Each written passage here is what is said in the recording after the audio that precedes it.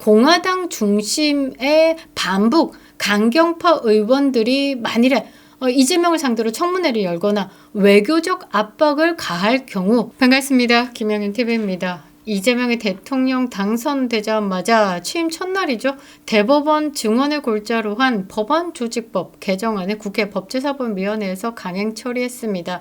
대단히 오만하죠. 국민을 기만하는 행위입니다. 대통령 당선 10시간 만에 대법관 30명 증언안을 강행 처리했다라는 겁니다. 물론 국민들의 눈치를 좀 봐서 그런지 이 독재 시도를 살짝 처리하기도 했습니다. 어찌됐든 대선 기간 동안에 국민 앞에 약속했던 것을 스스로 뒤집는 대국민 사기극을 펼쳤죠. 노골적인 입법 쿠데타를 벌이고 있습니다. 그러니까 지금 이재명의 정부는 과연 대한민국을 잘 살기 위해서 외교, 안보, 경제를 생각하는 것인가에 대한 물음이 아니 나올 수 없죠.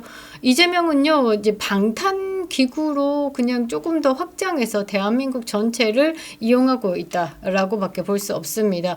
자, 이재명 변호인 출신을 헌법재판관으로 검토 중이다라고 이야기를 하면서 대통령실은 이해충돌이 아니다. 그거 그렇게 이야기하는 것 자체가 이해가 안 간다라고 이야기를 합니다. 그러니까 대단히 위험한 발상을 하고 있죠. 여러분들이 뽑은 대통령입니다. 사실 부정선거라는 MSG가 가미가 됐죠. 우리나라 국민들이 뽑았다라기보다는 중국의 힘으로 그런 작용으로 대통령이 된 것이 아닐까라는 생각을 합니다. 왜냐? 우리 국민들은 대단히 위험한 이 이재명에 대해서 분명히 경고를 했습니다. 대통령이 된다 하더라도 이재명이 가지는 재판은 중지하면 안 된다. 민주당 지지자들조차도 42%가 이재명 재판은 멈춰서는 안 된다라고 했습니다. 그런 수치만 봐도 대한민국의 국민들이 이재명을 대통령으로 뽑았을 리가, 이런 의심을 가질 수밖에 없다라는 거죠. 이런 이재명이 대통령이 됐습니다. 대한민국의 대통령. 국제사회는 이런 이재명을 경계하고 있습니다. 전과 사범이죠. 선거법 위반의 유죄 취지로 파기 환송을 했습니다. 곧 별 하나 달아서 전과 5범이죠. 선거법 위반 혐의 1심에서 유죄, 2심에서 무죄, 대법원에서 파기환송으로, 그러니까 유죄 취지의 파기환송으로 6월 18일 이재명의 재판이 있습니다. 전과 5범. 확정범이죠. 국제사회는 이런 이재명을 경계하고 있습니다. 전과자 정권이 대한민국의 국격을 추락시키고 대한민국의 몰락을 가져올 것이다 라고 말이죠. 이런 이재명에 대해서 다뤄보겠습니다. 구독과 좋아요 버튼 꼭 눌러주시고요. 끝까지 시청 부탁드리겠습니다. 멤버십으로 가입하셔서 구독해주시는 모든 분들께 감사드리겠습니다. 자, 국격 추락. 정말 이재명만 봐도 그냥 국격이 추락하고 있습니다. 전과자들의 내각을 보면 정말 눈살이 찌푸러지는데요. 이재명은 전과 사범입니다. 공직선거법 위반, 검사사칭, 특수공무집행방해죄, 공직자윤리법 위반 등 중대한 범죄들로 실형 또는 벌금형을 받은 전력이 있습니다. 그런데 이 이재명이가 이끄는 정부에 지금 거론되는 주요 내각 인사들 역시 범죄 경력이 만만치 않습니다. 자, 우상호 정무수석이 거론되고 있죠. 전과 3범입니다. 1980년대 운동권으로 활동했죠. 국가보안법 위반, 집시법 위반 등 실형 전력이 있습니다. 깜빵 갔다 왔다라는 말입니다. 자, 김민석 국무총리 지명자입니다. 많은 분들이 김민석이 높을까, 이재명이 높을까 이야기를 하더라고요. 실제적으로 더 파워가 센 거는 김민석이지 않을까라는 이야기도 있습니다. 김민석의 야인 시절 중국과 미국을 다녀왔습니다. 사람이 위태로운 상황일 때, 그러니까 그 사람이 가장 어려울 때 사기꾼들이 들러붙는다라는 이준석의 말처럼 이 김민석이 중국 유학 시절에 이 어떤 세력과 뭔가 협력해서 다시 대한민국 정치에 발을 들인 것이 아닐까라는 생각을 아니 가질 수 없습니다. 자, 김민석 국무총리 지명자 전과 5범입니다. 정치자금법 위반, 돈 문제도 있습니다. 이 김민석 지금 국무총리 지명자에게 돈을 빌려줬다 이 정치 자금을 대줬다가 이 대출을 받아서 돈을 못 갚은 노 부부가 자살을 하기도 했었죠.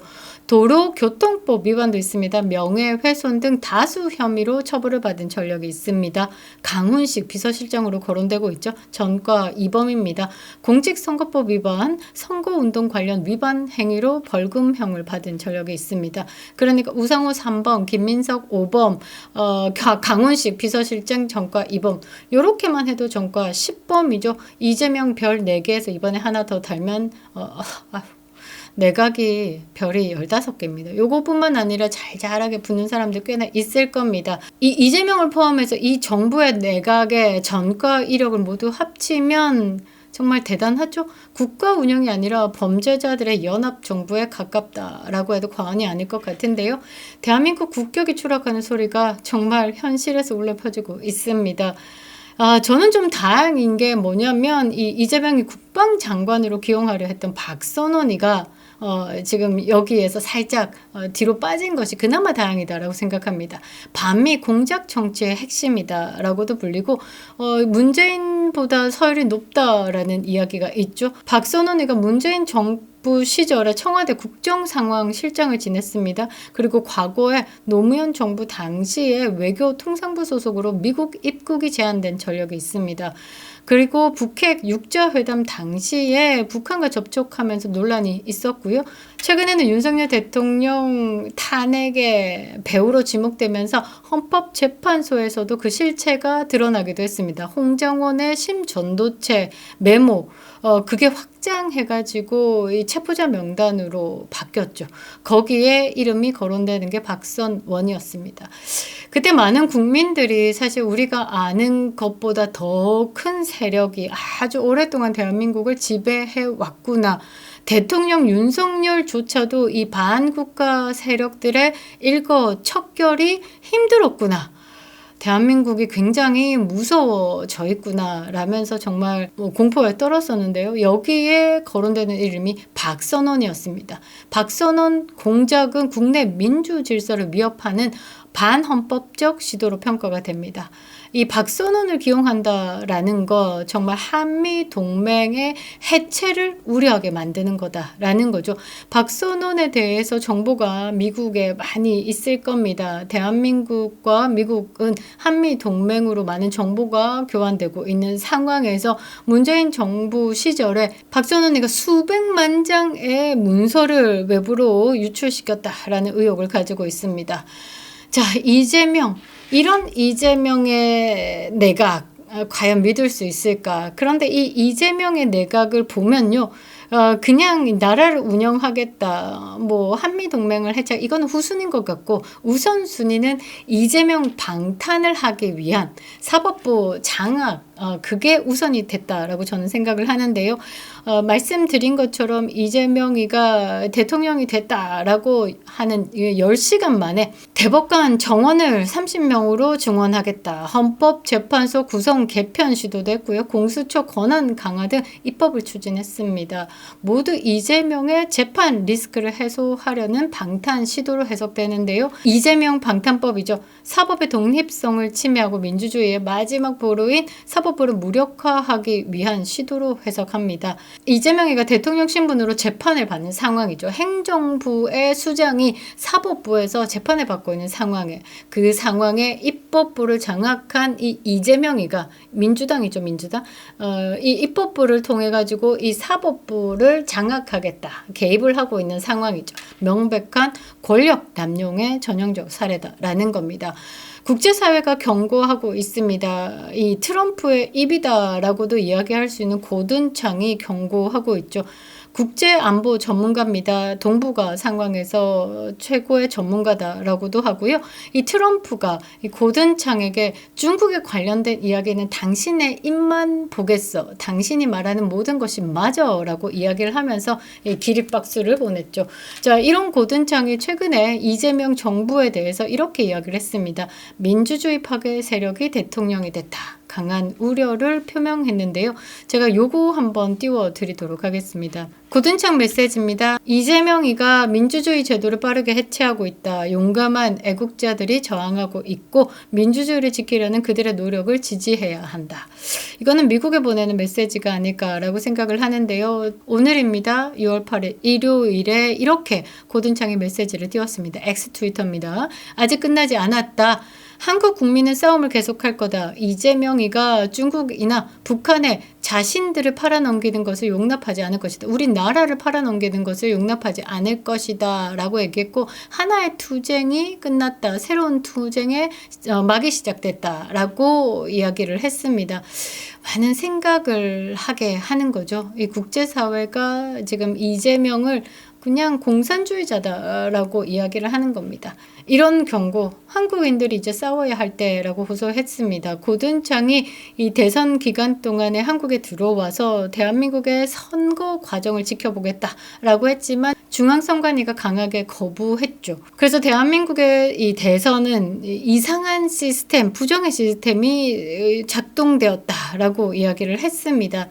그러니까 대한민국이 빠르게 자유민주 체제에서 이탈하고 있다라는 점을 경고하고 그 배후에는 중국이 있다라는 것을 암시했죠. 국내에서 있잖아요. 마지막 저항선이 사법부입니다.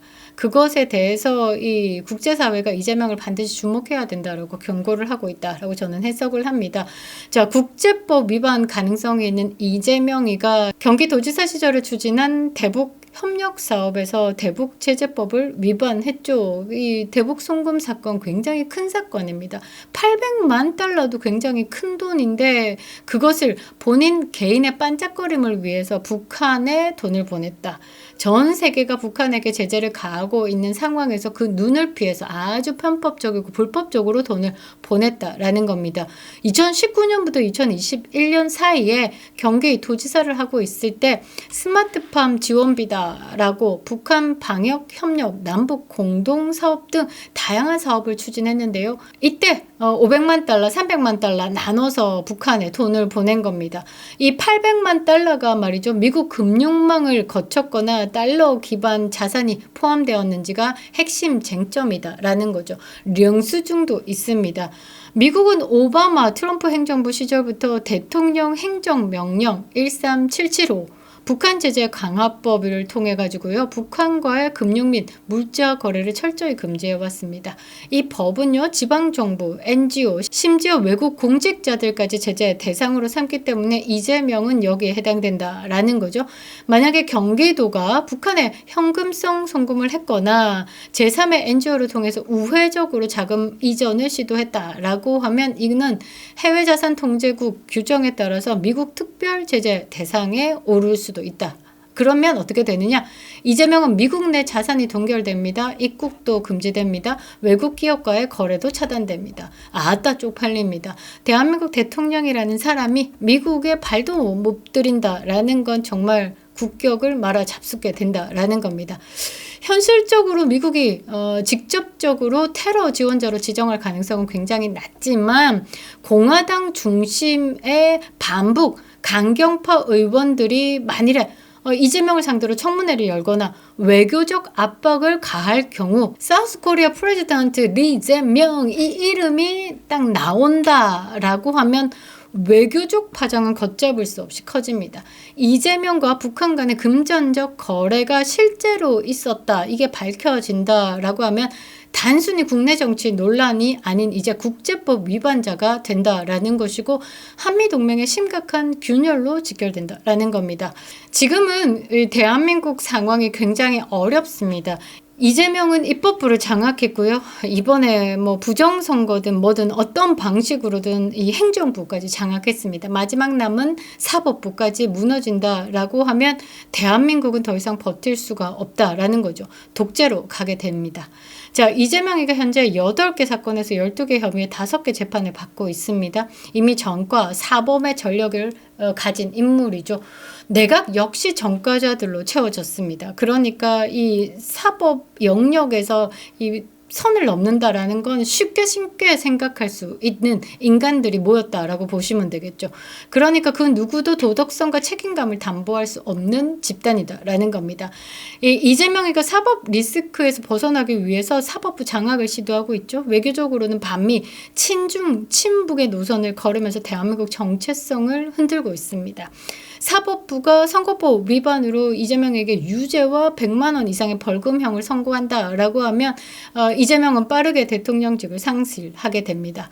이게 사법부의 사실 역할이죠. 정의명 역할입니다. 동시에 대한민국이 공산화로 되는 것을 막는 최소한의 저항선이다라는 거죠. 그런데 과연 대한민국 사법부가 이재명을 상대로 이렇게 할 수 있을까? 물론 대법원에서는 각자 재판부에서 알아서 하라라고 이야기를 하고 유죄 취지로 파기환송을 했지만 지금까지 이재명이가 살아온 방식을 봤을 때 사실 사법부도 정의를 기대할 수 없을 수 있다라는 겁니다.